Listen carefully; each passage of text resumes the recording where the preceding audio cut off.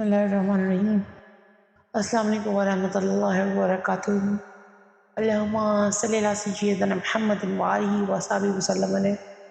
یا تبارک و تعالیٰ، یا قادر، یا خالق، یا مالک، جتنا مشرق اور مغرب کے درمیان میں فاصلہ ہے اتنا فاصلہ ہمارے گناہوں میں کر دے اور ہمیں پاک صاف کر دے گناہوں سے۔ جیسے سفید چادر پہ کوئی داغ نہیں ہوتا ویسے ہمارے اعمالوں کو صاف کر دے یا تبارک و تعالیٰ۔